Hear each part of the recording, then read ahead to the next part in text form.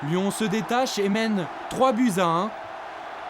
Éric Carrière remplace alors Juninho Pernambucano, auteur d'une excellente première saison à l'OL et acclamé par tout Gerland. Acclamé tout comme Éric Carrière, les Lyonnais disposent de 2 excellents meneurs de jeu, souvent par ailleurs associés. Et Lyon a l'occasion d'aggraver le score, bon coup franc à 30 mètres des buts nordistes. Frappe pure, signé Sonny Anderson, c'est cadré mais arrêté sans problème par Guillaume Varmuz. À 3-1, Lens doit marquer 2 fois pour récupérer la première place du championnat. 2 buts à inscrire en moins de 10 minutes. Les Lensois tentent le tout pour le tout. Wallem sert en profondeur Antoine Sibierski qui élimine Cassapa et parvient à frapper. C'est bien joué mais sans danger pour Grégory Coupé qui peut s'emparer du ballon. C'était la dernière occasion des 100 et or. La dernière action de ce championnat est donc l'œuvre des futurs champions de France. Delmotte de la tête trouve Sonny Anderson, mais le tir du Brésilien frôle le poteau de Guillaume Varmuz. Il n'y aura pas de 4e but lyonnais.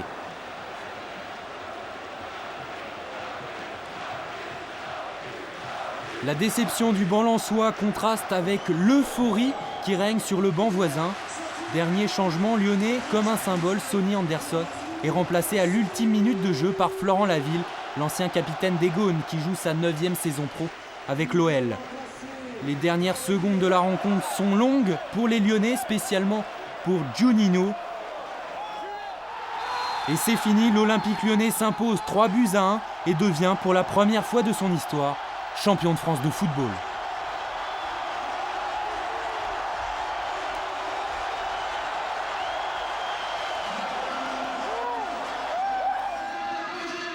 À Lens, malgré la déception, les supporters lensois se sont regroupés au Stade Bollaert pour prouver leur attachement au club et conclure une magnifique saison 2001-2002.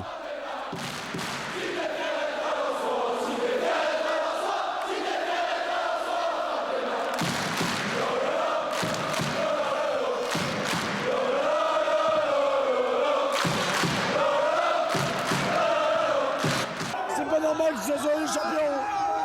Puis la 11e journée aux champions, c'est pas eux les champions. On était les meilleurs, mais on a loupé un match. On a gagné. On fera un reste de temps en Ligue des Champions. On vous donne rendez-vous l'année prochaine. Les larmes, les rires, les joies, les Lensois ont tout vécu en cette saison. Rendez-vous en Ligue des Champions.